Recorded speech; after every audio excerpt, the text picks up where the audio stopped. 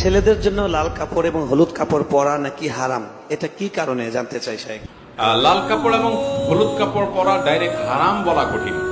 বিভিন্ন হাদিসে একবারে নিরেট লাল, টকটকা লাল, যেটা পিওর লাল, যেখানে কোনো মিশ্রণ নাই, এবং হলুদ, এই দুটির ব্যাপারে বিভিন্ন রেওয়ায়েতে নবী করিম সাল্লাল্লাহু আলাইহি ওয়াসাল্লাম থেকে নিষেধাজ্ঞা প্রমাণিত। সেটাকে ফুকাহায়ে কেরাম মাকরুহ বলেছেন, অপছন্দনীয়, অনুত্তম, অনুচিত, না পরা উচিত। পিওর লাল, পিওর হলুদ পুরুষের জন্য। এখন আপনি যদি বলেন যে এটা কি জন্য নিষেধ করা হয়েছে, আমি বলবো এটা মহিলাদের জন্য রিজার্ভ। এই কালার কাদের জন্য রিজার্ভ? অন্যান্য কালার আপনিও পড়তে পারেন, মহিলারাও পড়তে পারে, আর মহিলারা এই কালার তাদের জন্য স্পেশাল। দিন বা ইসলাম বলে মহিলাদেরকে খাটো করছে কিছু খাটো বুদ্ধির মানুষরা বলে। আপনি দেখেন পোশাক আশাকের ক্ষেত্রে মহিলা যেই কালারের ইচ্ছা সেই কালার পড়তে পারবে, পুরুষ পারবে না, রেস্ট্রিকশন আছে।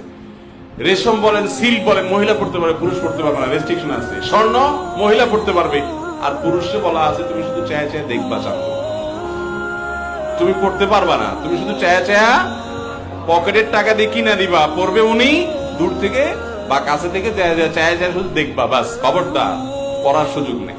এরপরে বলে মহিলাদের ছোট করছে।